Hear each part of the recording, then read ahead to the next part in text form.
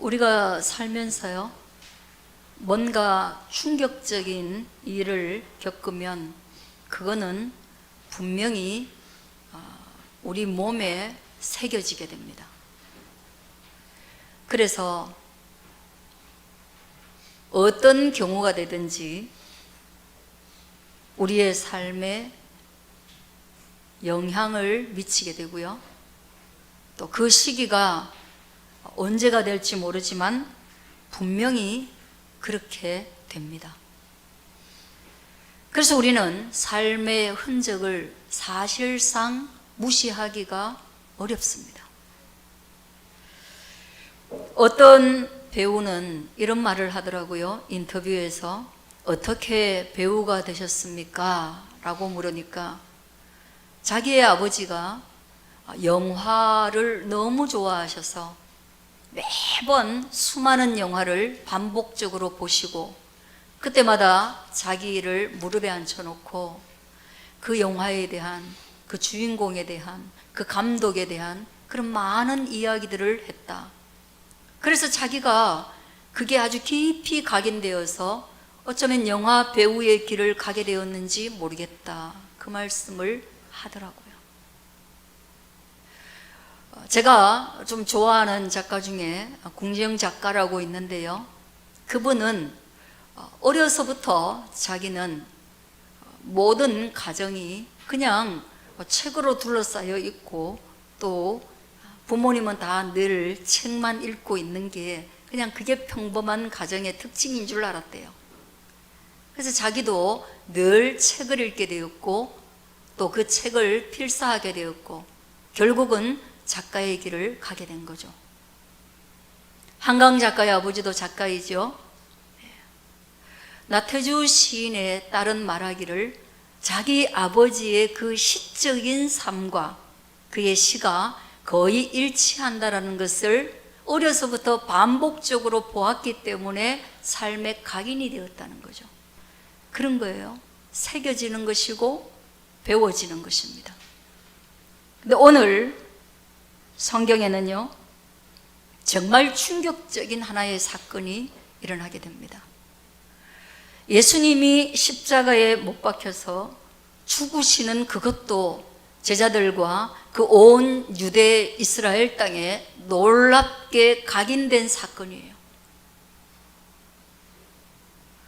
그리고 그것은 여타 역사 기록에도 남아있죠.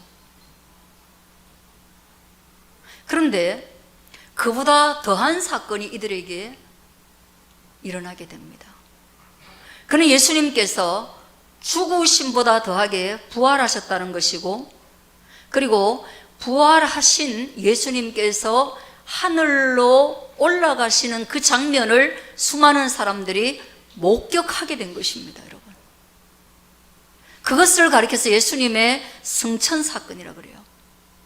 그리고 그 승천하실 때 어떤 모습이었냐면 사람들이 너무나 놀랍고 기이해서 그것을 쳐다보고 있을 때 너희 이거 왜 그렇게 신기하게 쳐다보고 있냐? 예수님은 하늘로 지금 올라가신 이 모습 그대로 다시 너희에게 오실 것이야 라고 설명하는 거예요. 그때서야 비로소 제자들의 마음에는 지금까지 수없이 들어왔던 예수님의 이야기가 그때는 그냥 좋은 말인 줄 알았던 거예요. 예수님이 하는 말이니까 가끔 우리가 믿어지지 않지만 믿자, 그런 거죠. 선생님이 하는 말이니까 저거 별로 내가 객관적이지 못하고 과학적이지 못하지만 그 선생님 앞에서는 이해하자, 그런 말이죠. 저는 그런 성도도 많이 봅니다. 목사가 하는 이야기니까 그 앞에서 저는 아니에요로 하고 말하면 계속 길어질 수 있으니까 그냥 이해하자, 그런 거 있어요. 예의상. 근데 예수님이 부활하시고 승천하시는 것을 보면서 자기들이 했던 모든 예의상의 말들이 진실이었다라는 것을 알게 된 것입니다. 그리고 그 진실이 폭풍처럼 몰려오는, 그래서 그들의 믿음이 작동하게 되는 것입니다. 저는 여러분이 그런 일이 있게 되기를 바랍니다. 어른들이 하는 인생에 대한 보편적인 말이 정말로 모두가 하나하나 다 내 인생에 일어나고 있구나. 당신의 인생만 그렇겠죠. 내 인생은 절대 그런 일 없을 거예요 라고 부정했던 그 모든 것들이 세월이 지나보니까 정말 다 일어나고 있구나.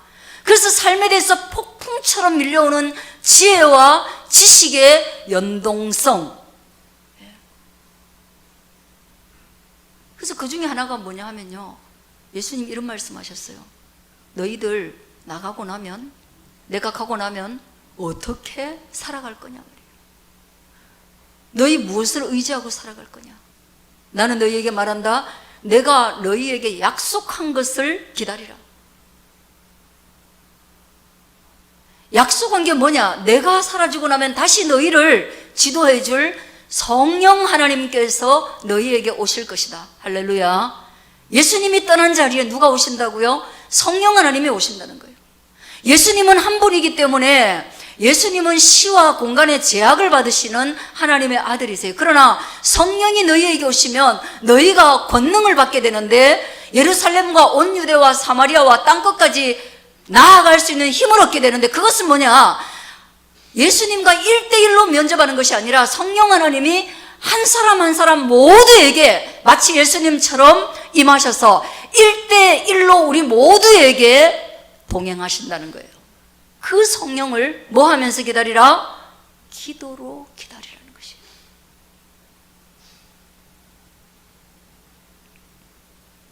예수님 겟세마네에서 기도하실 때요, 예수님 십자가에 못 박히기 전에 예수님 기도하실 때 제자들이요, 야, 같이 좀 기도하자. 나 혼자 기도하는 게 너무 불안하고 예수님도 힘들어가지고, 육체의 예수님도 힘들어가지고 중보기도 좀 요청했어요. 같이 좀 기도해주면 안 되겠냐. 근데요, 예수님은 이 물이 피가 되도록 온 기력을 다해서 기도하는데 조금 떨어져 있는 제자들한테 다시 와보니까 다 졸고 있는 거예요. 다 자고 있는 거예요. 그래서 예수님이 이런 말씀하십니다. 이 중요한 시기에 나를 위해서 나와 함께 단 얼마도 기도해 줄 수 없냐? 그렇게 말해요. 기도는 그만큼 어려운 것이고, 기도라는 것은 어떤 그런 동기가 있어야 되는 것이고 그런 건데, 그때 기도하지 못했던 제자들이에요. 오늘은 본문에서 보면 그런 말씀을 하십니다. 뭐라고? 14절에 여자들과 예수의 어머니 마리아와 예수의 아우들, 예수 동생들 있죠? 예수님 말이라고는 정말 안 들어먹던 그 아우들이 더불어 마음을 같이하여, 한번 따라하게, 더불어 마음을 같이하여. 예, 중보예요. 뭐 어떻게 더불어가 됩니까? 마음을 어떻게 같이할 수 있습니까?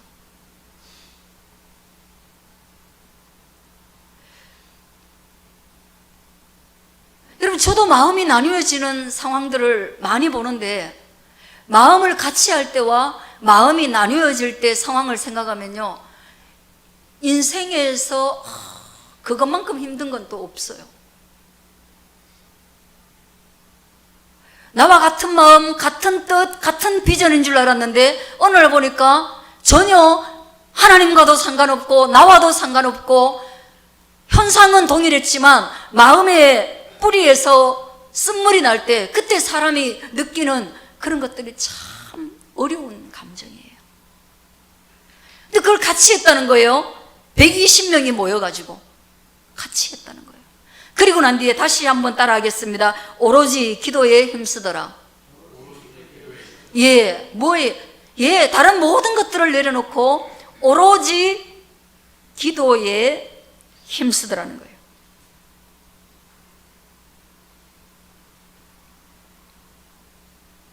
집중해서 기도하고 있는 거예요. 겟세마네에서 못했던 기도를 오늘 마가의 다락방에서 하고 있는 거예요. 마가의 다락방에 120명이 모였으니까 그게 마리 다락방이지 우리 교회보다 크다고 보시면 될 것 같아요. 아니, 어쩌면 우리 교회만 했을 수도 있어요. 의자 없고 이런 거 없이 120명 충분히 여기 들어올 수 있죠. 와글와글 이렇게 많은 사람이 모여가지고 오직 목표는 하나예요. 오로지 기도하는 것이에요. 뭐에 대해서 기도하는가? 예수님께서 약속하신, 예수님이 떠난 자리에 우리에게 찾아오실 성령 하나님의 임재를 위해서 오로지 기도하고 있는 거예요. 여러분, 더불어 마음을 같이하여 오로지 기도하는 그 비전이 여러분 속에는 있는지 모르겠어요. 있는지 모르겠어요, 여러분. 여러분, 무엇입니까? 오로지 여러분 뭘 위해서? 성경과 관련이 있는지, 믿음과 관련이 있는지, 은혜와 관련이 있는지, 여러분이 오로지 생각하고 있는 그것이 무엇과 관련이 있는지 모르겠어요. 믿음 없는 분들은 제가 이렇게 말하는 것조차도 웃기겠죠. 오로지 집 한 채를 위해서 온 인생을 다 걸어야 되는 거, 그게 우리 삶입니까? 죽을 때까지 일을 해서 집 한 채 남으면 그런다고 그 집에 우리가 묻히게 됩니까?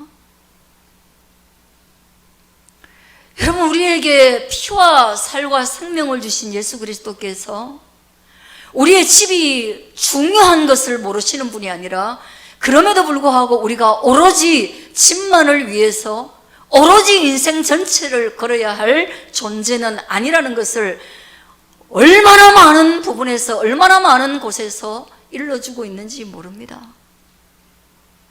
꼭 그렇게 사방이 막힌 공간에서 숨막히게 살아가고 여유라고는 없는 삶 가운데서 왜 사는지조차도 모르고 달려가고 그렇게 숨이 차서 허덕이다가 비로소 돌아보니 내가 꼭 집만을 위해서 이렇게 살아야 하는지, 그때가 되어야만 우리는 깨닫는 존재입니까? 그렇지 않기를 주의 이름으로 축원합니다. 그러지 마세요. 오로지 기도에 힘쓴 이유는 예수 그리스도께서 원하시는 그 하나님의 나라를 예수님 없이도 함께 갈 수 있기를 원하는 제자들의 절실한 마음과 예수 그리스도의 언약에 대한 신앙 때문에 그렇게 한 것입니다. 여러분이 오로지라고 매달리는 것이 언약 안에 있는 건지 제가 질문하는 거란 말이에요. 그래서 기도합니다. 기도는 그런 겁니다. 말씀은요, 눈을 통해서, 귀를 통해서 바깥에서 우리에게 들어오는 거예요. 말씀은 외부에서 우리에게 들어오는 겁니다. 그러므로 말씀은요, 지성에 대단히 영향을 미칩니다. 알매에 영향을 미칩니다. 그럼 왜 하나님은 기도하라고 했을까요? 왜? 그 이전에 예수님께서 말씀으로 이미 그들의 지성 안에 말씀의 씨를 뿌려 놓았기 때문입니다. 그런데 기도가 없기 때문에 그 말씀의 씨가 싹이 안 나는 거예요. 그들이 자각이 없기 때문에, 각성이 없기 때문에 움트지 않는 거예요. 아는 것에 대한 자각이 없기 때문에 움트지 않는 것이에요. 그래서 여러분, 아무리 말씀 많이 읽고 말씀 많이 알아도 자각이 없고 오로지 기도하는, 그래서 기도라는 것이 말씀을 활성화시키는 그 작동이 없으면 아무 능력이 없는 그리스도인이 되는 거예요. 차가운 그리스도인, 냉담한 그리스도인, 아는 게 많아서 피로한 그리스도인이 되는 것입니다.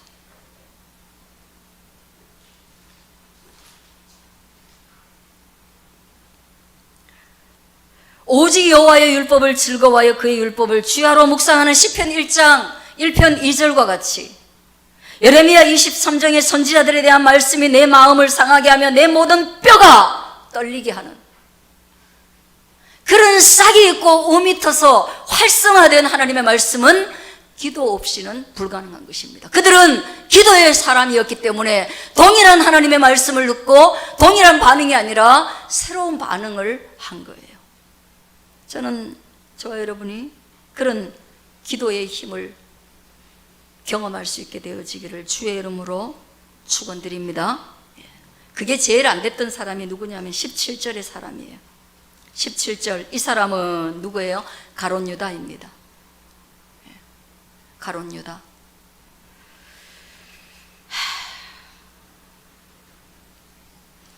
12제자 중에 한 사람이었어요. 그런데 예수님의 12제자로 살아가면서 예수님의 사역, 예수님이 하시는 사역의 한 파트를 맡았었어요. 그리고 다른 성경에는 그 파트가 뭐냐? 돈, 괴를 맡았다 그랬어요. 그러니까 돈을 관리하는 사람이었어요. 그런데 이 사람이 예수님을 은 30에 팔았어요. 그리고 18절에 보면 이 사람이 그 불의한 삭으로 그렇게 받은 돈으로 밭을 샀어요. 여러분, 그는 돈에 관심이 있었던 거예요. 그리고 그 돈을 어떻게 불릴지 생각했어요. 돈을 들고만 있기는 어렵잖아요. 그리고 그 돈이 들고만 있으면 뭐 그 돈이 이렇게 불어나나요? 그래서 그 돈에 대한 재테크 방식으로 밭을 샀어요. 그런데요, 그렇게 하고 난 뒤에 예수님이 돌아가시고 이 이스라엘의 모든 정황을 보니까 너무너무 자기의 한 행동에 대해서 불안하고 후회가 되고, 그리고 예수님이 정말 죽어야만 될 정도로 그렇게 악한 나의 스승도 아니었고, 사실은 그렇게 예수님을 미워하지도 않았어요. 다만 돈을 너무 사랑했던 것 뿐이에요. 예수님을 싫어하지도 않았어요. 근데 돈을 너무 좋아했을 뿐이에요. 그래서 돈하고 예수님을 바꿔버린 거예요. 그리고 그 돈을 밭하고 바꿔버린 거예요. 근데 여러분, 마지막으로 그 사람이 이 밭을 뭐와 바꾼지 아세요? 너무 후회스럽고 너무 마음에 남아가지고 결국은 자기가 한 이 일이 너무나 힘들어서 결국은 목을 매서 자살했고, 그 밭을 자기의 목숨하고 바꿔버렸습니다. 여러분, 그토록 소중하게 여기던 돈을 버리고 밭을 사고 그 밭을 또다시 자기의 목숨과 바꾸어가지고, 그리고 굴러 떨어지는데 뭐가 밑에 있었는지, 돌이 있었는지 수수가 있었는지 모르겠지만 온 창자가 다 튀어나오도록 시신이 훼손되어서 그 밭에 피를 뿌려서 사람들이 이름하여 그 밭을 아겔다마라, 그 밭에 피가 흥건히 고였으니 이 밭은 피밭이다. 결국은 뭡니까? 예수님의 피값이 자기의 피로도 지불되지 못했습니다.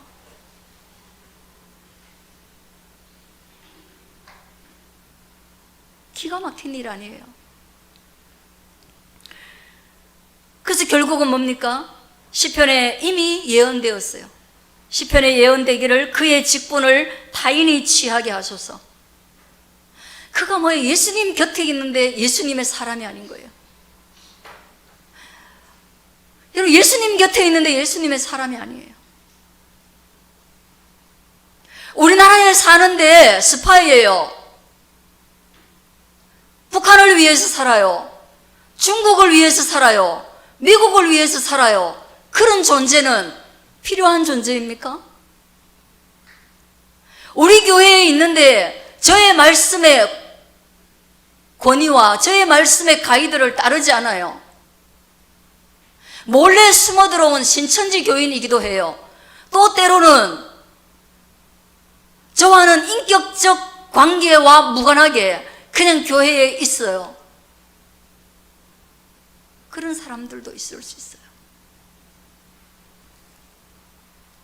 끝내는 그런 사람들이 문제를 일으키게 되고, 그리고 끝내는 뭐예요? 이 사람이 맡았던 일은 거두어드리고 다른 사람을 세워서 그 일을 맡기자는 거예요.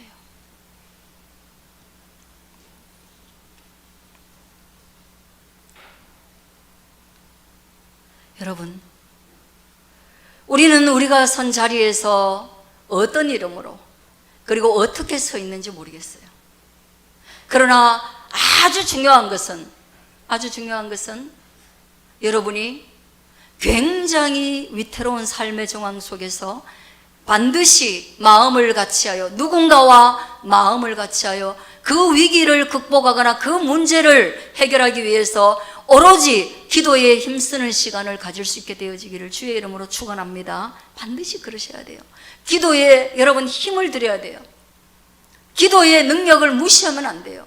기도의 효력을 무시하면 안 돼요. 여러분, 오늘 본문은 짧게 기록하고 있지만 돈의 혈압과 기도의 혈액이 얼마나 극명하게 다른지를 우리에게 알려주고 있습니다. 그러므로 할 수만 있으면 여러분은 교회에서 돈의 힘에 대해서 말씀하지 않으시고 기도의 힘과 말씀의 능력과 하나님의 은혜의 힘에 대해서 교회에서는 여러분들이 소통하시고 주장하시고 믿으시기를 주의 이름으로 축원드립니다. 그렇게 해서 우리에게 주어진 모든 직임, 우리에게 모든 주어진 역할 잘 감당할 수 있기를 간절히 축원합니다.